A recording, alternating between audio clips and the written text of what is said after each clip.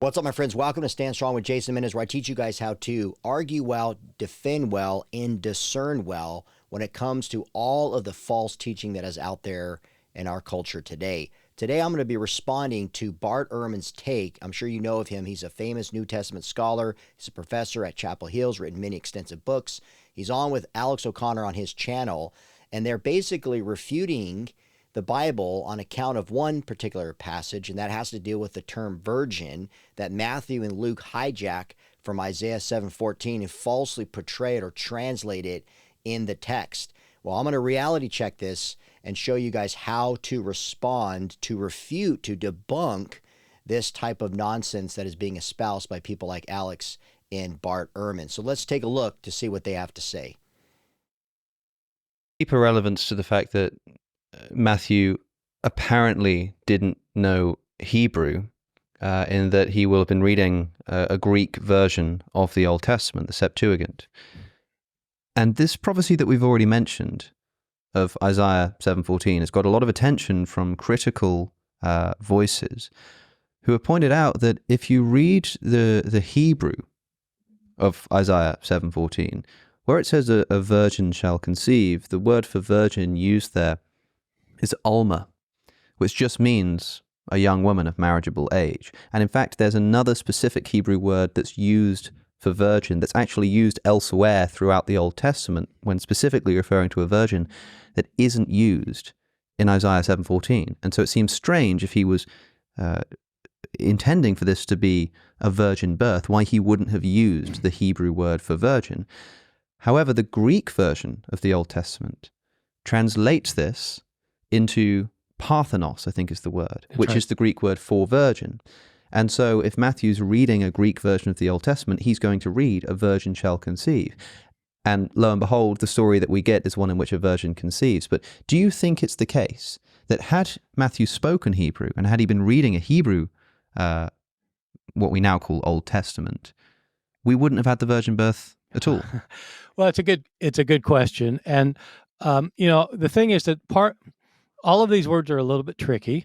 The Hebrew word alma, which is, you said means young woman, it means young woman irrespective of whether she's ever had sex or not.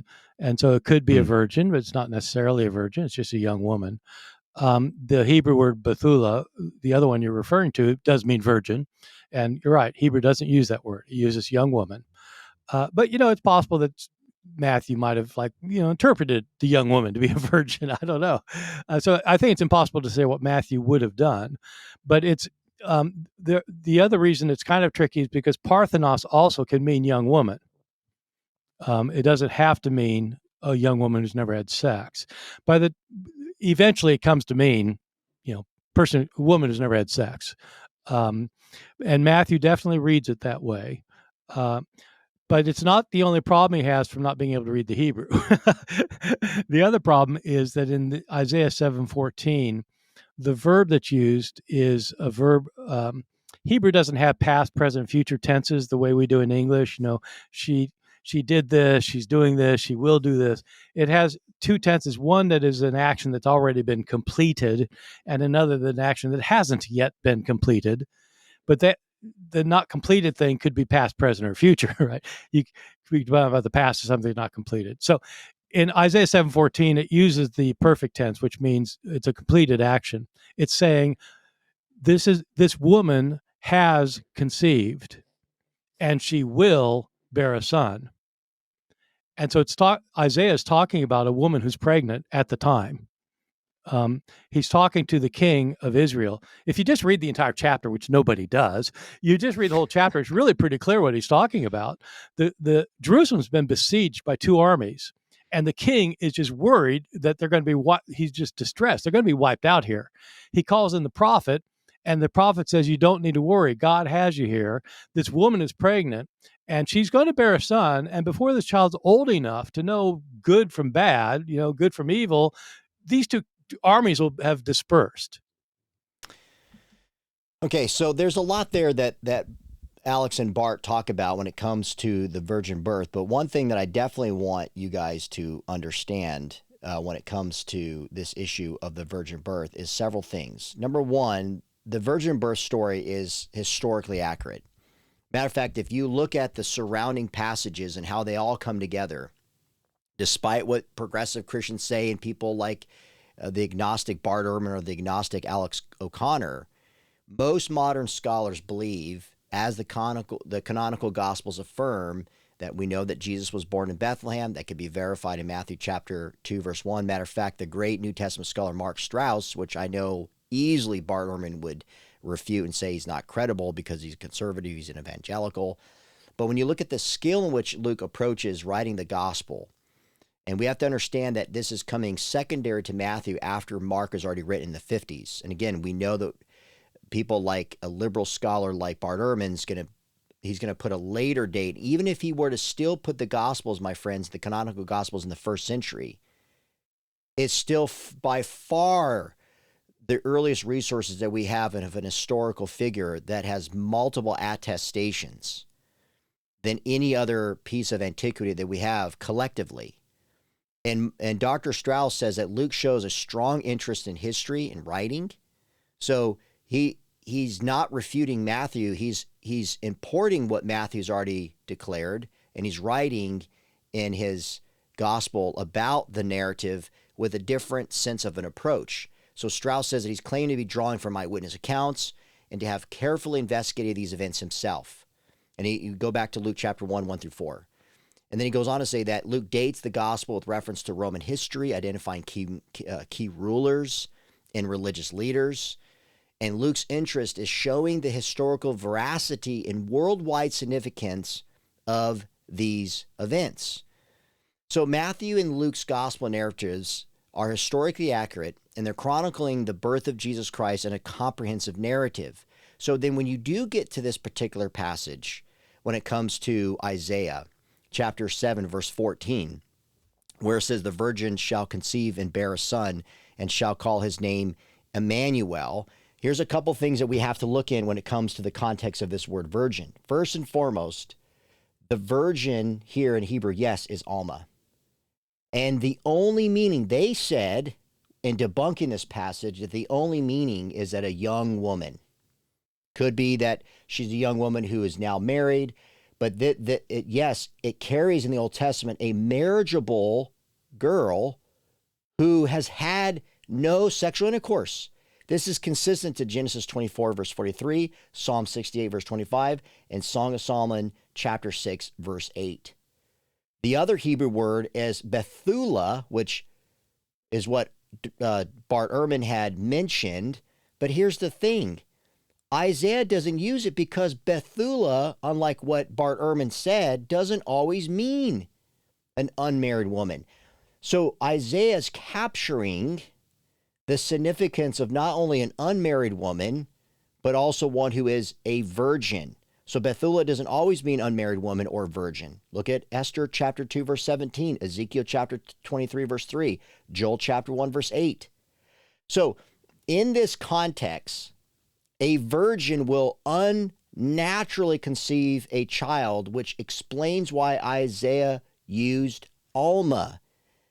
My friends, this is fascinating when you see this in context. And this explains why Luke, therefore, links Mary to that young unmarried virgin who would be charged to give birth to the Son of God. Virgin, this virgin term is an unnatural conception. Now, let me say this too, and what Bart was saying towards the end was that that was in the perfect tense. One thing we have to understand, and many scholars who hold to the virgin conception are identifying that there will be a child, and in the sense of, in later terms, in the time frame of the king with this invasion. It can't be Hezekiah because most scholars believe if you do the math, Hezekiah could be about 10 years old already. But there's also, yes, a future tense to come. So this explains, when you go back to what Luke is saying about that, linking Mary as this young unmarried virgin, okay, who would be charged to give birth to the Son of God. If you look at chapter 1, verse 34, after receiving the news from the angel Gabriel, Mary responds with trepidation. Listen what she says. How will this be since I am a Virgin. Okay. So we know that the Hebrew scriptures in about 200 BC were translated into Greek, and that's the Septuagint. And yes, that is what Jesus, during his time in the first century as a traveling rabbi, and what Matthew and what Luke and others are referring to. And they're going to see, and it's translated, as they mentioned, Alex and Bart mentioned, but of course they're not appropriating the right translation of the term. It is Parthanos, okay, comes from the LXX, which is the earliest Greek translation of the Hebrew scriptures, and it means no sexual relations. So the writers were particular to Isaiah 7:14 because they knew this was a prophetic reference to Messiah. That's when you go back to Matthew chapter 1, verse 23. And upon this examination, the literary context of the Hebrew words Alma and Bethula in the Greek Parthanos, it lines up. You dig into the Lexham Bible Dictionary, and this is what it confirms when it's examining the Greek. Both the Hebrew and the Greek terms can refer to either sexual status, age, or both, and therefore alternatively translated as virgin or young woman. Now, in his exegetical work, M.S. Mills, it's called The Life of Christ, he examines the use of the word virgin in the Gospels to extract its purest meaning. Okay, so let's get down to what is truly going on here with the Greek translation in the Septuagint Parthanos that we see in Matthew 1:23 and then the passage in Luke, according to what prophetic significance they're saying they're pulling from in Isaiah 7:14, because basically what Alex and people who are agnostic, skeptic, atheist, whatever, are going to say is they're going to discredit it because they hijacked the term and made it seem like Jesus was fulfilling prophecy, and it make it seem like he came from a miraculous birth. So when you look at The Life of Christ by Dr. Mills, he examines the use of the word virgin, okay, and he concludes that there are 11 clear gospel assertions of virgin birth in Jesus's prenatal record, okay? And he proceeds to list what those things are in Luke chapter 1:27, referring to the virgin, her virginity, and Matthew chapter 1, verse 25, in Luke chapter 1:49, Matthew 1:16, the Holy Spirit's responsibility of this conception that would take place. The Greek texts of Matthew and Luke both use Parthanos in describing Mary, not notice as a kourousion or pedeski. They're not referring to her as a maid. They're not referring to it in the terms of a damsel, but these words which Matthew and Luke use elsewhere. So again, if they're making it seem like this is a one and done thing, they don't understand Hebrew and then they move on. No, there's other times when it's being used in Matthew and Luke, but not here. The word choice alone in the New Testament appears more specific than actually what we find in Isaiah 7:14. These two Gospels, Matthew and Luke, make it plain, according to Dr. Mills, that Mary had not known a man, Luke 1:34, and Joseph, Matthew 1:25, did not know her until after Jesus was born. So, my friends, this is so important because we don't get this. When you're seeing these type of things, it seems so convincing. He's a New Testament scholar. He knows what he's talking about. Because here's the thing, and I talk about this in my book, Hijacking Jesus, on the chapter, The Virgin Birth. If you deny the virgin birth of Jesus Christ, then you cannot hold to Christianity. You can't be a Christian, because we see that the Bible substantiates this. This is fundamental to salvation. So the only confusion over Mary's virginity, going back to what Mill says in The Life of Christ, is caused by someone rejecting the verbal inspiration of Scripture. This is why people like Bart Ehrman and people like Alex O'Connor make it seem like, oh yeah, it's so confusing. It's so confusing because you have a presupposition to the text. You believe they're contradictions.